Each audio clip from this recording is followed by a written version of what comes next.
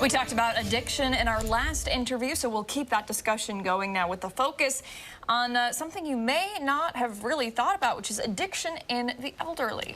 Happier at Home CEO Deb Marcello joining us as she does every morning. Deb, thanks so much for waking up with us and continuing on this topic.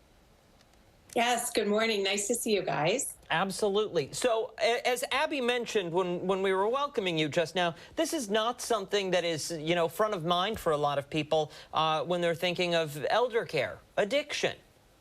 It's true, and it's widely believed that substance abuse in the elderly is a hidden epidemic.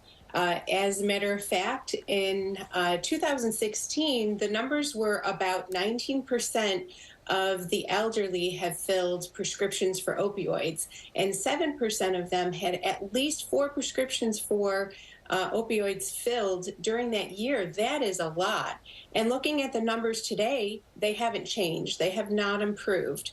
So this remains a major problem because the changes that come with aging, the substance abuse can disproportionately affect negatively older adults. This is because chronic illnesses or pain, they're often treated with potentially addictive medications. The elderly metabolize medications slower or in a different way that can make it build up in their system, causing more impairments or problems as a result of those medications as well. Deb, why is it that people aren't noticing or maybe aren't thinking about this when it comes to their parent, grandparent, aunt, uncle? Well, I think it goes widely unrecognized because a lot of times they're socially isolated, living alone. People don't know that something like this is going on.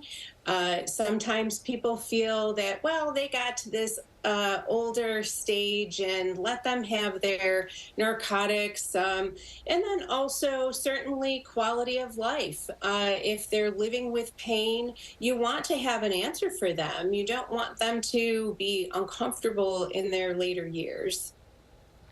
What are some signs out there that people can look for? You do have a few listed here, but one that I kind of wanted to draw attention to, which could potentially be mixed with just a sign of aging, is signs of cognitive impairment, decreased balance, and increased in falls. This is something that you might think is common, but it could be a sign or a symptom of substance abuse.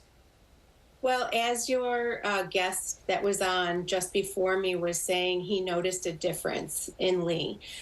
So noticing a difference in your parent or the elderly person that you're concerned about, signs of cognitive impairment. So with those medications, oftentimes they are non-compliant. They're not taking them as prescribed because they could be forgetting they even took them to begin with. So, all right, Deb, I hate to cut you off. We got to let you go. More online, foxrochester.com. Thanks so much, Deb.